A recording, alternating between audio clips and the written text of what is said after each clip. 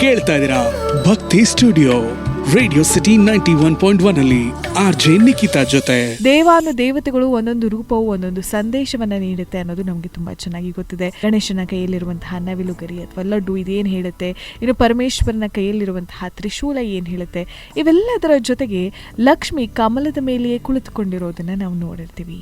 ಏನಿದ್ರ ಅರ್ಥ ಅಂತ ತಿಳ್ಕೊಳ್ಳೋದಕ್ಕೆ ಹೋದಾಗ, ಲಕ್ಷ್ಮಿ ಅಂತ ಹೇಳಿದಾಗ ನಮ್ಮ ಮನಸ್ಸಿನಲ್ಲಿ ಬರುವಂಥದ್ದೇನು? ಸಂಪತ್ತು. ಲಕ್ಷ್ಮಿ ಮನೆಗೆ ಬರಬೇಕು, ಸಂಪತ್ತು ಮನೆಗೆ ಬರಬೇಕು ಅಂತ ಇಷ್ಟನ್ನೇ ನಾವು ಯಾವಾಗಲೂ ಯೋಚನೆ ಮಾಡ್ತಾ ಇರ್ತೀವಿ. ಸಾಧಾರಣವಾಗಿ ನಮ್ಮ ಮನಸ್ಸಿಗೆ ಬರುವಂಥ ವಿಚಾರವಿದು ಅಲ್ವಾ? ಆದರೆ ಇದರ ಜೊತೆಯಲ್ಲಿ ಆಕೆ ಮತ್ತೊಂದು ವಿಚಾರದ ಒಂದು ಪ್ರತೀಕವಾಗಿದ್ದಾಳೆ, ಭೂಮಿಯ ಫಲವತ್ತತೆ.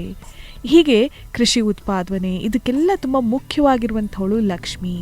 ಆಕೆ ಮಗನ ಹೆಸರು ಮತ್ತೊಂದು ಕಡೆ ನೋಡೋದಕ್ಕೆ ಹೋದ್ರೆ ಕರ್ದಮ ಅಂತ ಹೇಳಿ, ಅಂದ್ರೆ ಕೆಸರು ಅನ್ನುವಂಥ ಅರ್ಥ.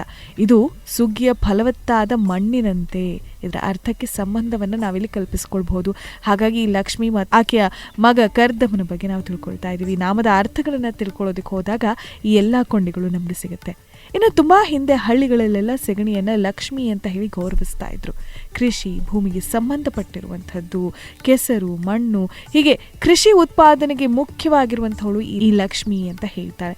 ಸಾಧಾರಣವಾಗಿ ಎಲ್ಲಾ ಚಿತ್ರಗಳಲ್ಲೂ ಲಕ್ಷ್ಮಿ ಕಮಲದ ಮೇಲೆ ಕೂತಿದ್ದಾಳೆ. ಕಮಲ ಭೂಮಿಯ ಫಲವತ್ತತೆಯ ಬಗ್ಗೆ ಹೇಳುತ್ತಂತೆ ನೋಡಿ. ಪಂಚಭೂತಗಳಲ್ಲಿ ಒಂದಾಗಿರುವಂತಹ ನೀರಿನ ಸಂಬಂಧದ ಬಗ್ಗೆ ಹೇಳುತ್ತೆ. ಇದು ಇಡೀ ಜಗತ್ತು ಸೃಷ್ಟಿಯಾದಂತಹ ಪ್ರತೀಕ ಅಂತ ಹೇಳ್ತಾರೆ. ಇನ್ನು ಕಮಲ ವಿಷ್ಣುವಿನ ನಾಭಿಯಿಂದ ಬೆಳೆದು ಬರುತ್ತೆ ಅಲ್ವಾ? ಬ್ರಹ್ಮಾಂಡದ ಸೃಷ್ಟಿಯ ಪ್ರಾರಂಭ ಲಕ್ಷ್ಮಿ, ಇದರ ಅಮೃತ ಸುಧಾ ಅಂತ ಹೇಳ್ತಾರೆ. ಬೇರೆ ಬೇರೆ ಬಣ್ಣಗಳು, ಸೌಂದರ್ಯವು ಈ ಜಗತ್ತಿನ ಸೃಷ್ಟಿಯ ಜೊತೆಗೆ ಬರೋದಕ್ಕೆ ಕಾರಣ ಈ ಲಕ್ಷ್ಮಿ ಅಂತ ಹೇಳಿ. ಇನ್ನು ಕಮಲ ಕೆಸರಿನಲ್ಲಿ ಬೇರೆ ಇರುವಂಥದ್ದು, ಆದರೆ ನೀರಿನ ಮೇಲೆ ಅರಳುತ್ತೆ.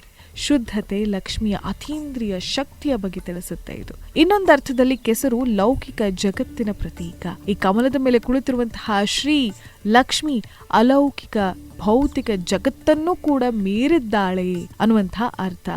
ಹೀಗೆ ಕೇವಲ ಲೌಕಿಕವಾಗಿ ನೋಡುವುದಷ್ಟೇ ಅಲ್ಲದೆ ಅದನ್ನೂ ಮೀರಿರುವಂತಹ ರೂಪವೇ ಲಕ್ಷ್ಮಿ. ಆಕೆ ಕಮಲದ ಮೇಲೆ ಆಸನವಾಗಿದ್ದಾಳೆ.